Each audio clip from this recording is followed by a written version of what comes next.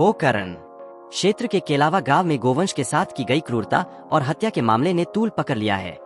घटना को लेकर लोगों में भारी आक्रोश है।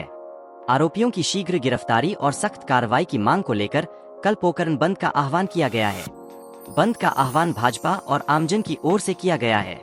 इस दौरान पंचायत समिति सांकरा से उपखंड अधिकारी कार्यालय पोकरण तक विशाल जुलूस निकाला जाएगा, जिसमें हजारों की संख्या में लोगों के शामिल होने की संभावना है। इस विरोध प्रदर्शन में विधायक महेंद्र प्रतापपुरी, पूर्व विधायक शैतान सिंह राठौर, पूर्व विधायक सांग सिंह भाटी, नगर पालिका अध्यक्ष मनीष पुरोहित सहित भाजपा पदाधिकारी, सामाजिक संगठन और बड़ी संख्या में नागरिक मौजूद रहेंगे।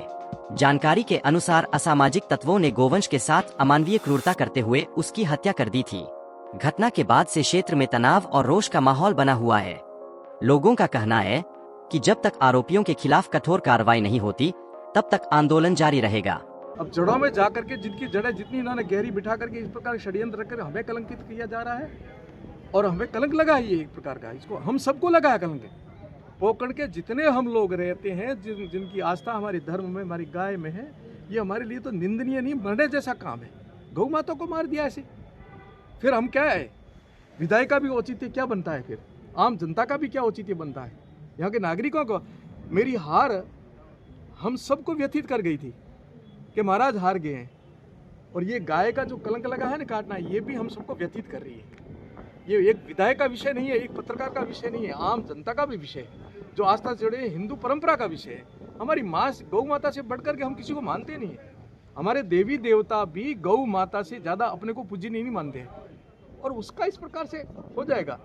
और ये जो विधायक और माननीय मुख्यमंत्री जी हमारे ऊपर से नीचे तक सब गौ प्रेमी लोग बैठे हैं, और ये लोग ऐसे कृत्य कर देंगे, मैं कभी सहन नहीं करूंगा।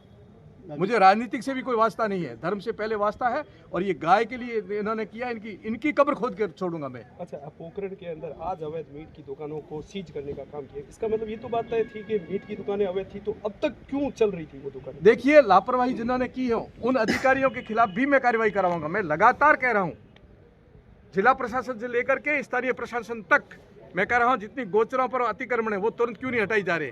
नदी नाले यहाँ भी बैठे हैं, यहाँ बैठे हैं, तालाबों पर भी बैठे हैं और भी बैठे हैं, वो क्यों नहीं हटाए जा रहे हैं आप लोग? और गोचरों में और ओरणों में विशेष रूप से फसलें कर रहे हैं लोग, वहाँ कुछ का कुछ करके बैठ जाएंगे, ये थोड़ा ही चलने देंगे।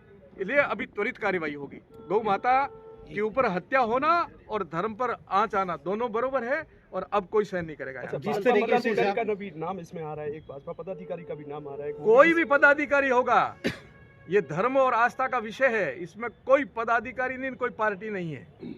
जड़ों में जाकर के तह करके जांच करके, और जो अपराधी होगा उसके खिलाफ सख्त से सख्त कार्रवाई करवाएंगे। पोकरण को लेकर आपने कल बंद को लेकर आह्वान किया, क्या है?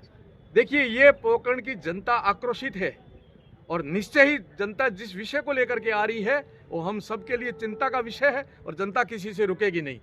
क्योंकि छतरेल गौ हत्याकांड हुआ, मुझे याद है वहाँ 1 घंटे का आह्वान हुआ था केवल मात्र। मैं 4-5 बजे सायंकाल पहुंचा था।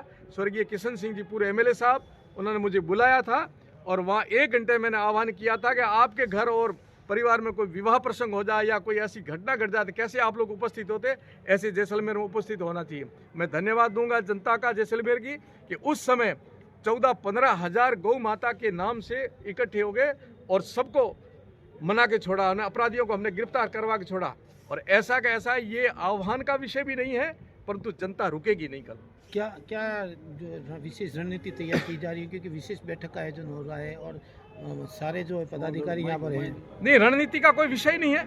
ये तो देखो, सबको दर्द लगा, आप लोग भी आए हो, ऐसे पत्रकार नहीं आए हो, आप आस्था से जुड़े हुए लोग हो इसलिए आए हो।